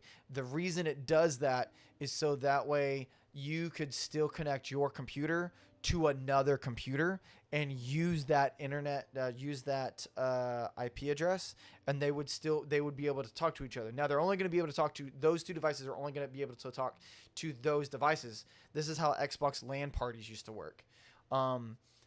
There's other ways of like how that used to work in terms of like cabling and stuff like that, but that's how that works in terms of IP addresses. So this is making a lot of sense. Okay. If systems are failing to obtain an Internet Protocol IP configuration, a Dynamic Host Configuration Protocol DHCP scope may be exhausted, which results in the assignment of APIPA addresses. APIPA! Yeah, I don't remember what APIPA stands for. Oh, automatic private IP address. APIPA! Yeah. Yeah. Look. You don't want to get a PIPA. If you get a PIPA, you're gonna be losing packets. You don't want to be losing packets. If you're losing packets, you're gonna have a bad time. Okay.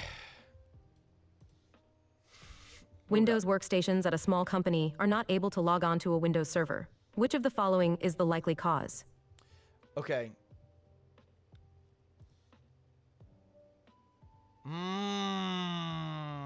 So Windows workstations and a small company are not able to log into a Windows server.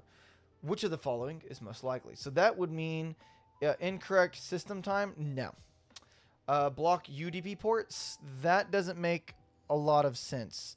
Probably using TCP. So I don't know. That doesn't make any sense to me. Okay. An untrusted SSL secure socket layer certificate. So they're not able to log onto the Windows server. Could be incorrect ACL access control list. I think it's this one. And I'm wrong. After a sysadmin fixed the configurations of one of the switches, the number of packet collisions dropped to near zero. What setting was most likely contributing to the packet collisions? Ooh. I'm going to say speed or duplex. Yes.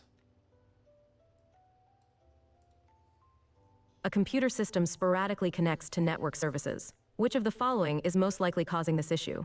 A computer system sporadically connects to network services. Wait. What? Answer: incorrect gateway. A computer system sporadically connects to network services.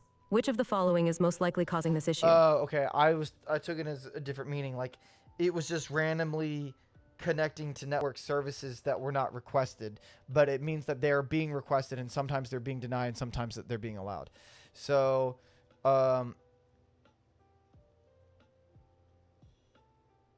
interesting. So, what would be the biggest culprit of this? If I'm at work and I cannot connect to network settings, is it going to be an incorrect gateway?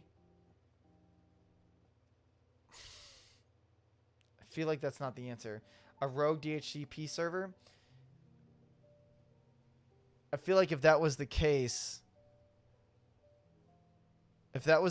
I wouldn't be able to connect at all. Expired IP? If that was the case, I would not be able to connect at all. Duplicate IP? I'm going to say it's one of these two. I don't know how it could be incorrect gateway, but that could just be my ignorance of not knowing something. Okay.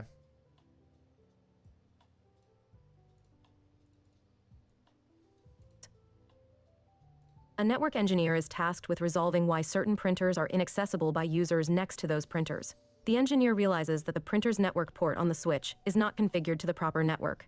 The engineer sets the network configuration tag to 30% for those ports, resolving the issue. What was most likely the cause of the issue?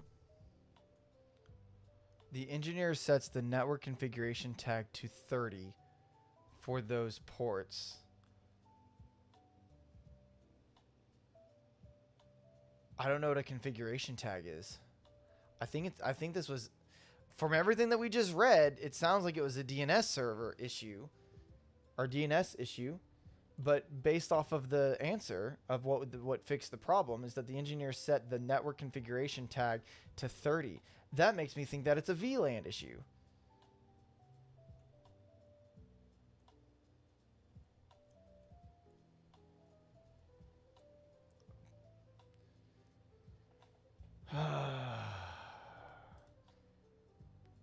But IP exclusion also makes sense, although I don't think it's called IP exclusion. I think that's called something else. I don't think it's untrusted SSL certificate. I'm gonna go here. Okay, one of them correct. All right, finally one that I've done. What happens when a topology change notification TCN is received in a network using STP? So ports may change their status from forwarding to blocking or vice versa. Yes. Next. Oh, I'm going to have to go here in about 20 minutes.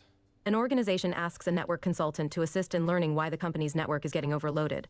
Upon monitoring the network, the consultant learns that the CPI utilization of the switches jumps up above 80% at various points. What is happening in the network? I think it's called a broadcast storm.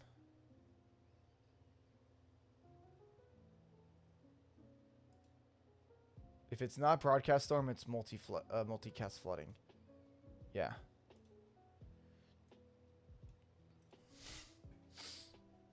A user has turned in a computer to the help desk with a complaint that nothing works. When the technician logs into the computer, the time is not correct.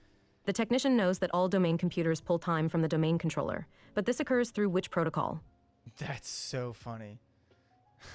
The complaint is, oh, what's going on with your computer? Nothing works. Cool. I think that it's network time protocol, and I feel so strongly about this. I'm gonna go for it. Yes. Especially because I knew what all those other ones were. You are unsure if the gateway address is correct for one of your subnetworks because traffic is not leaving the network. Which of the following tables could you look at to check if the gateway address is correct? The routing table. Yeah. Okay.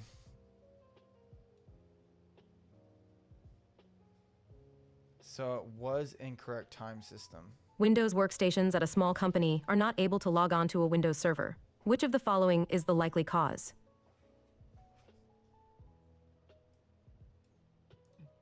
I think that was the one I A said was server or stupid. host needs to be configured with the correct time. Authentication and other security mechanisms will often fail if the time is not synchronized on both communicating devices. Okay. The server and host need to be configured to the same with the correct time. Okay. That makes sense. That goes along with the question we just had.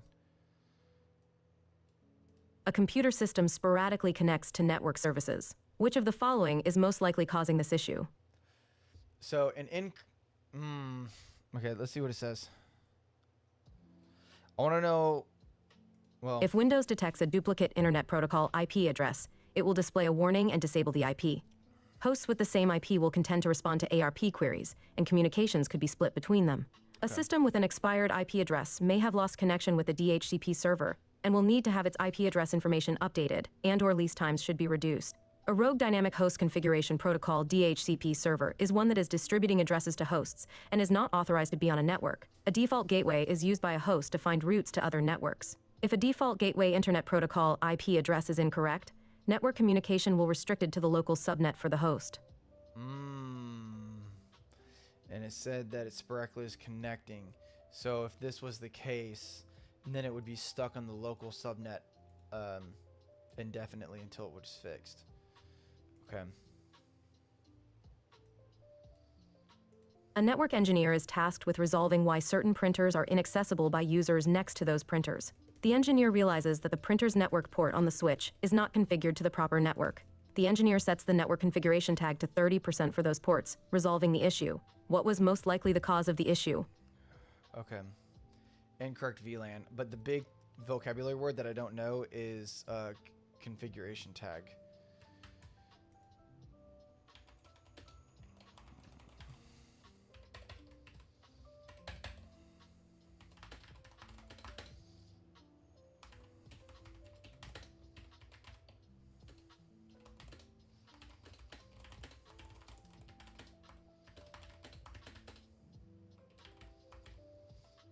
Configuration tag.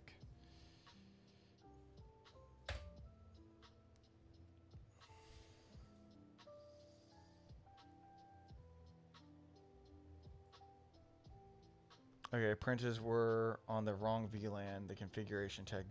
So configuration tag is the same as the VLAN ID.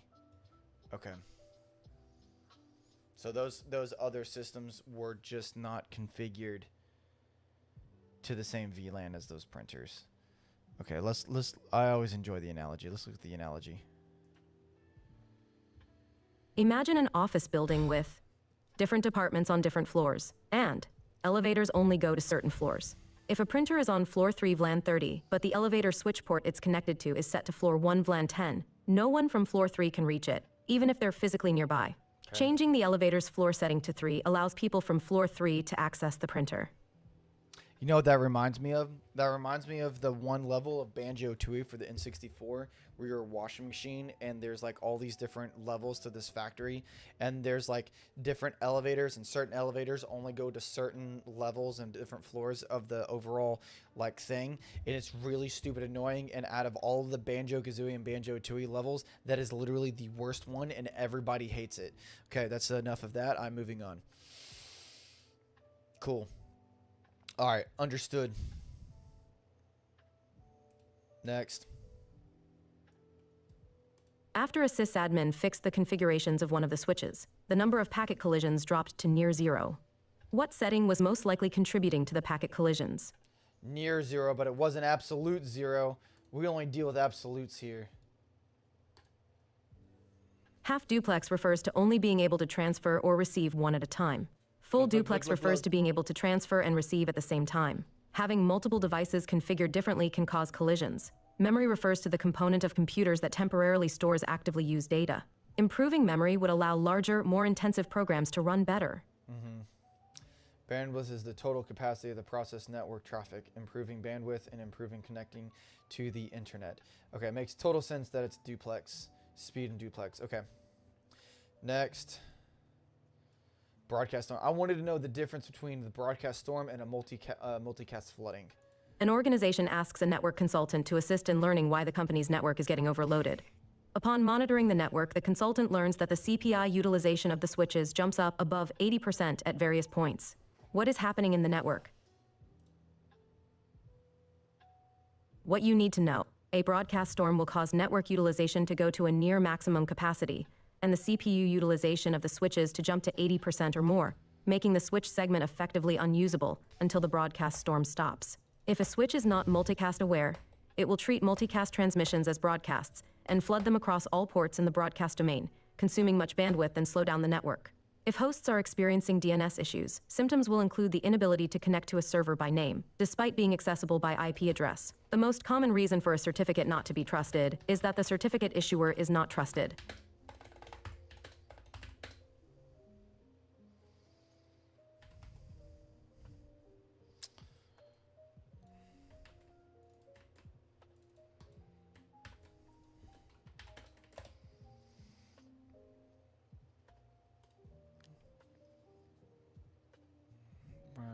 Floods.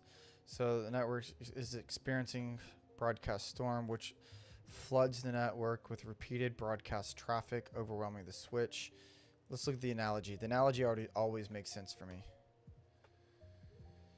Imagine you're in a busy office. If one person sends a group message to everyone every few seconds, and then each person replies to everyone again, you quickly have a non-stop flood of noise. Nobody can get real work done because everyone's dealing with the group chaos. That's a broadcast storm. Multicast flooding, on the other hand, would be like a speaker system meant for just some rooms accidentally being played in all rooms because it wasn't configured right. Great. Let's break. Okay. So the broadcast storm is everybody. The multicast, well, that makes sense because that's what a broadcast is. And then the multicast is where it's one thing and it's flooding multiple stuff. Okay, understood. Let's keep going. There's only 2 questions that we haven't gone over. A network administrator is testing a remote server's network configuration and decides to ping the Internet Protocol IP address of a familiar Office Windows workstation. No replies are received, but the admin confirms DHCP settings are enabled on the workstation and can successfully browse the Internet. What is the most likely reason why the client workstation did not respond to a ping request? The IP address, an IP address from another subnet is being used. The same IP address of another client is being used. No, it's the subnet. That was like the majority of this stream was talking about subnets.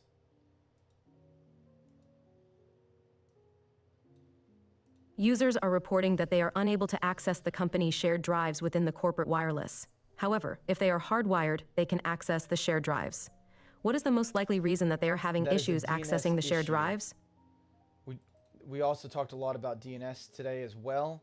And I still don't fully understand why there's a different DNS when it comes to wireless versus hardwire, but I do understand that it is a DNS issue. And that is why is because they can't, I'm assuming because hardwires, I don't know. I'm gonna have to dive way more into it, but I know that DNS is the issue, is the answer. You are configuring a new network segment that includes 3 switches, switch A, switch B, and switch C. Switch A is connected to switch B is connected to switch C, and switch C is connected back to switch A, forming a triangle. It's really forming To prevent a circle. loops, you decide to implement the spanning tree protocol STP.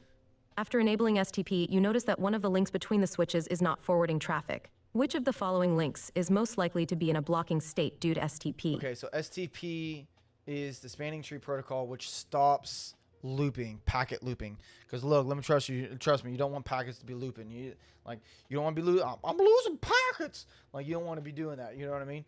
Okay. So there's no way to know because there is no bridge ID. There's no leader. So any of the links could be in the blocking state depending on the bridge IDs.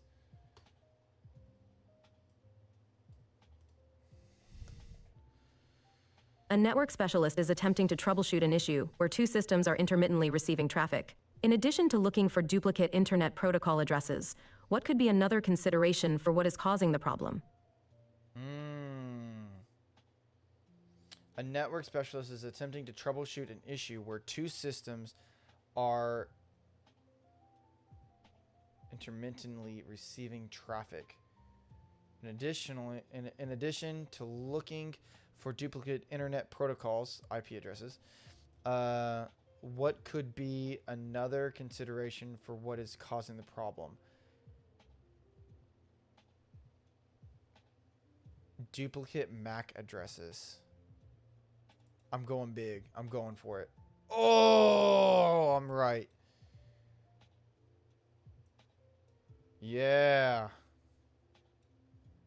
In a newly set up branch office, a network administrator configures the network with the subnet 172.116.0.016. All devices are supposed to communicate within this subnet. However, the administrator notices that host X, with the following configuration, cannot access the shared resources located on a server within the same subnet. It's because the subnet mask is too restrictive. I'll need to go back in and fully understand the math behind subnetting to understand why that 16 is restrictive. But I do understand and know that that is the answer. It's not just because I memorized it. It's because I already have a gentle understanding of subnet. Now, I don't fully understand it yet, but that's the answer. What might be a symptom of a malicious attack on a DHCP server? A symptom. It's going to be not increased speed, frequency changes, address pool exhaustion.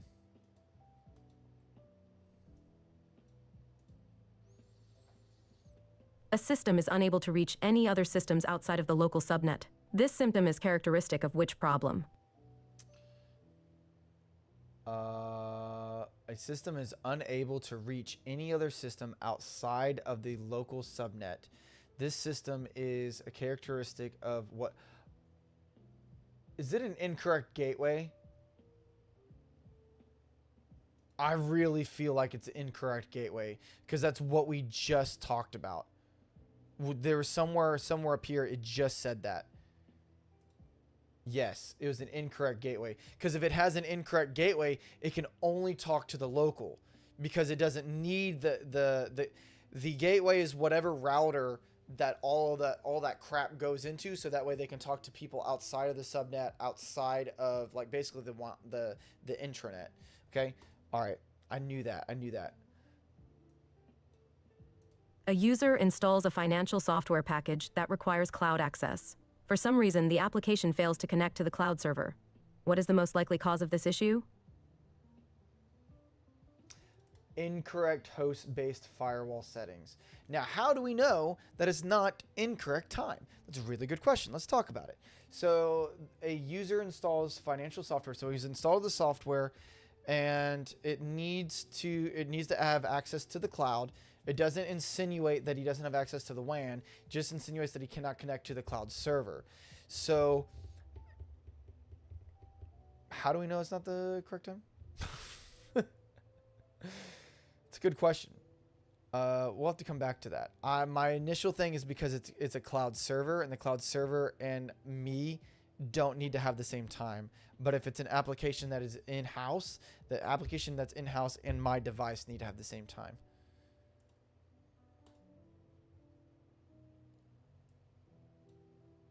A system is unable to reach any other systems outside of the local subnet. This symptom is characteristic of which problem? Yeah, we already did all this. I feel good about it. We're going to read this and then be done. Default gateway is used by a host to find routes to other networks. If a default gateway address is incorrect, network communication will be restricted to the local subnet. Yep. Recently booted computer systems at a large company are not able to access any network resources. IT investigates and finds the systems configured with automatic private IP addressing APIPA addresses. Which of the following is most likely causing the issue? Exhausted HDCP host scope, yes.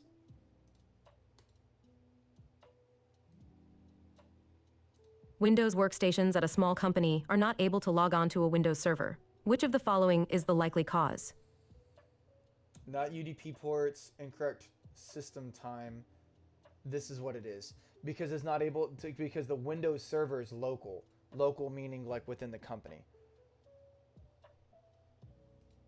Yes, it's not this. I can't quite remember what ACL means, what an access control list is, but I know that it has nothing to do with this. We gotta relearn that. I need to make my flashcards. You manage a local area network with several switches. A new employee has started today, so you connect her workstation to a switch port. After connecting the workstation, you find that it can't get an IP address from the DHCP server. You check the link and status lights and see that the connection is working properly. A ping to the workstation's loopback address succeeds. No other computers seem to have the problem. Which of the following is the most likely cause of the problem? Ooh, we haven't had this one yet. You manage a local area network with several switches. A new employee has started today, so you connect her workstation to a switch port. After connecting the workstation, you find that it cannot get an IP address from the DHCP server. So it might mean that it's running low, doesn't have it, like something, it's exhausted. Okay, you check the link and status light to see if it's correct. Excellent. A ping to the workstation loopback address succeeds. No other computers seem to have this problem. So what was the issue again? After connecting the workstation, you find that it cannot get an IP address from the HTTP server. So half duplex settings on the switch and workstation, incorrect default gateway. Ooh, could be that. Switch looping, incorrect VLAN assignment. I'm going to say that it is the gateway because no, after connecting to the workstation, you notice that it cannot get an IP address from the DHCP server.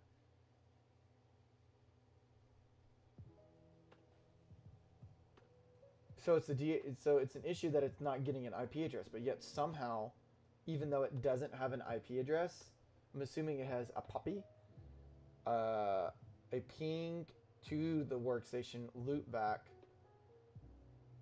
address succeeds. No other computers. It's either an incorrect default gateway, which that now no longer makes sense. Half duplex settings on the switch and workstation also doesn't make sense. Switching loop, that kind of makes sense, and so does. Actually, this is the only one that makes sense because the incorrect VLAN assignment doesn't make sense in terms of getting assigned a IP address. Okay, I bet it's this one. Let's check it out. A sysadmin is monitoring the logs of the network equipment in the corporate office and notices there are a lot of packet collisions. After digging around the individual network boxes, the sysadmin found that there was a misconfigured switch. What setting most likely contributed to the packet collisions? Duplex, because they were probably a network engineer is tasked with resolving why certain printers are inaccessible by users next to those printers. The engineer realizes that the printer's network port on the switch is not configured to the proper network. The engineer sets the network configuration tag to 30% for those ports, resolving the issue. What was most likely the cause of the issue? Configuration tag is the key vocabulary word, which means that it's going to be an incorrect VLAN.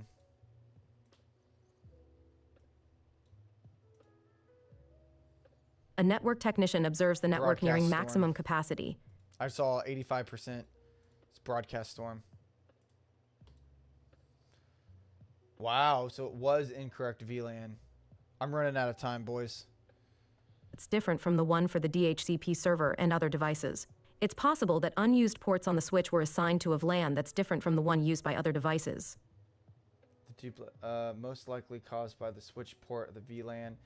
So the VLAN, it was assigned to a wrong VLAN, so then it couldn't go to the...